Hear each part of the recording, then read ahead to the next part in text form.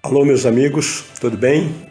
Mais uma vez estamos juntos para estudarmos a palavra do nosso Deus, na aula de número 158, Palavra Poderosa. Louvado para todo sempre seja o nome do nosso Senhor Jesus Cristo. Através do Instituto Superior Formação de Guerreiros, vamos estudar juntos a palavra do nosso Deus. Esta aula é parte integrante de um curso de teologia básico, em que todos os temas ministrados temos em apostilas que poderão ser adquiridas através dos contatos oliveirasiloafrica@gmail.com, Bispos Antônio Oliveira e Gorete Oliveira. A palavra do Senhor no livro do Apocalipse, no capítulo 3, versículo 1 ao 3, está dizendo o seguinte: ao anjo da igreja em Sardes escreve: essas coisas diz aquele que tem os 7 Espíritos de Deus e as 7 estrelas. Conheço as tuas obras, que tens nome de que vives e estás morto. Sê vigilante e consolida o resto que estava para morrer, porque não tenho achado íntegras as tuas obras na presença do meu Deus. Lembra-te, pois, de que tens recebido e ouvido, guarda-o e arrepende-te, porquanto, se não vigiares, virei como ladrão, e não conhecerás de modo algum em que hora virei contra ti. Entendemos por esse texto que o Senhor está nos exortando à vigilância. O Senhor está dizendo que Ele julga as nossas obras. E as nossas obras precisam ser feitas em santidade, em obediência, permanecendo no Senhor, não com sentimentos facciosos, sentimentos interesseiros, não com mercenarismos, mas com temor a Deus. E, portanto, aqueles que praticam a obra do Senhor com interesses próprios, esses realmente recebem a reprovação do nosso Deus. Estamos falando nessas aulas sobre bênçãos e maldições 2. E até a aula passada nós falamos bastante coisa sobre isso, sobre bênçãos e maldições, e começamos ali a condição de nos apropriarmos da quebra da maldição, para caminharmos na bênção, E agora queremos dar continuidade falando que maldição hereditária, ela é herança espiritual, sim. Se alguém falou o contrário, precisamos examinar os textos bíblicos, E dentro dessa analogia chegarmos às nossas conclusões. Mas em Jeremias capítulo 16, versículos 10 e 11, está escrito o seguinte: quando anunciares a este povo todas estas palavras, e eles te disserem: por que nos ameaça o Senhor com todo esse grande mal? Qual é a nossa iniquidade? Qual é o nosso pecado? Que cometemos contra o Senhor nosso Deus?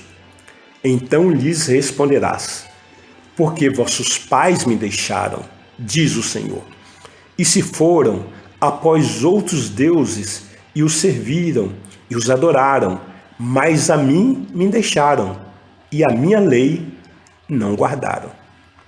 Então veja que estamos percebendo que Deus está dizendo: olha, quando na frente os seus filhos disserem por que nos ameaça o Senhor, porque todo esse mal está vindo sobre nós, então está justificado, porque os seus pais deixaram o Senhor, não guardaram. Então a maldição que estava sobre ele foi transferida sobre os pais, foram transferida para os filhos, Nós temos aqui uma passagem, já agora na Nova Aliança, no Evangelho de João, capítulo 9, versículo 1 a 3, que diz o seguinte: caminhando Jesus, viu um homem cego de nascença, e os seus discípulos perguntaram, olha a pergunta que os discípulos fizeram ao Senhor Jesus: mestre, quem pecou, este ou seus pais, para que nascesse cego? Olha a resposta de Jesus. Respondeu Jesus: nem ele pecou, nem seus pais, mas foi para que se manifestem nele as obras de Deus. Amados, nós entendemos pela palavra, pelos evangelhos, que todas as vezes que alguém fazia uma pergunta, um questionamento ao Senhor Jesus de forma inconveniente, de forma errada, essa pessoa era corrigida. Automaticamente Jesus sempre corrige, né?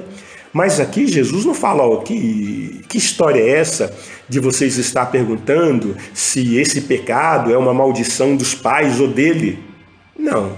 Jesus, sabendo que a hereditariedade realmente é fato, pois ele a estabeleceu dessa maneira, ele disse não. Nesse caso, não foi nem a maldição que estava nos pais, não foi porque os pais pecaram e nem ele, mas para que a glória de Deus se manifeste, para que nele se manifestem as obras de Deus, né?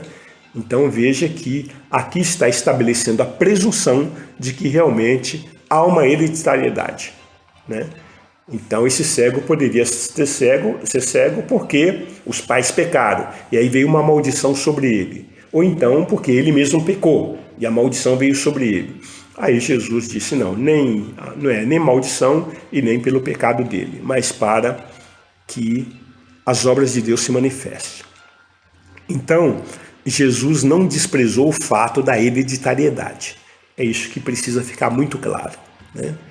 E aí nós queremos, segundo a palavra de Deus, com base na palavra, afirmar o seguinte, amados. Preste atenção. Jesus foi punido para que nós fôssemos perdoados.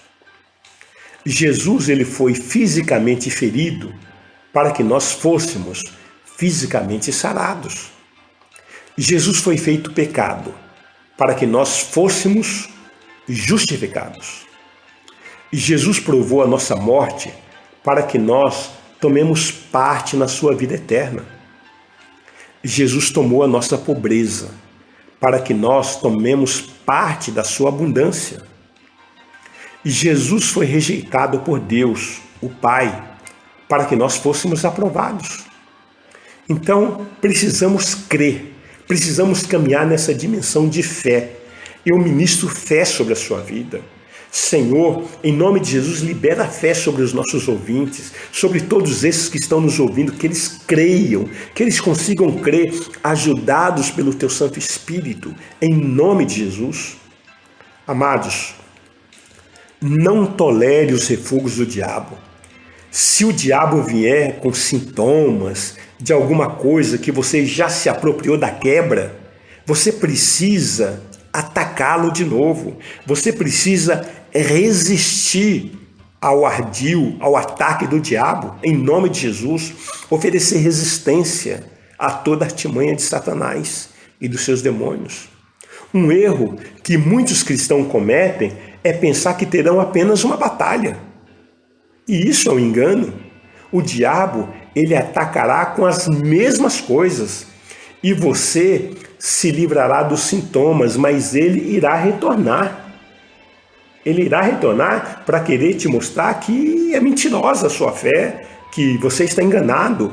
Mas aproprie-se da palavra. Em 1 João capítulo 4, versículo 4, diz o seguinte: Filhinhos, vós sois de Deus e tendes vencido os falsos profetas, porque maior é aquele que está em vós do que aquele que está no mundo.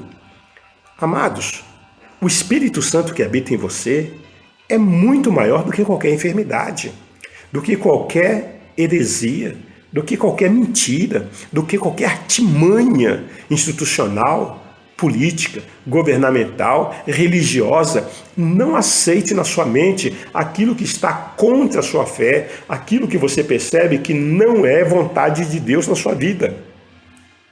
Romanos 12, versículo 2 diz que a vontade de Deus ela é boa, agradável e perfeita.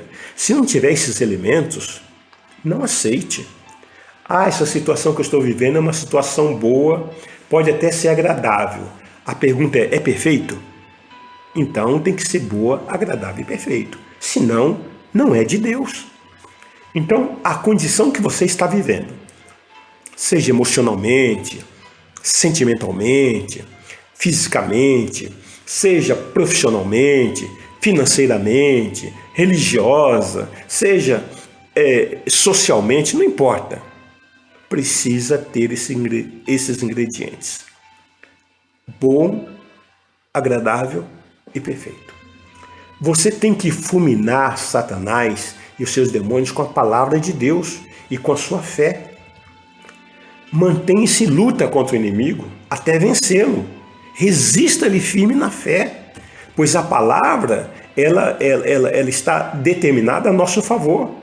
Em Tiago, capítulo 4, versículo 7, diz o seguinte: sujeitai-vos, portanto, a Deus, mas resiste ao diabo e ele fugirá de vós.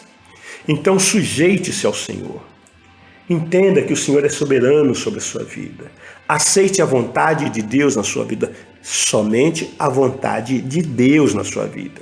Então não é vontade de Deus que você fique sofrendo, não é vontade de Deus que você fique perdendo as suas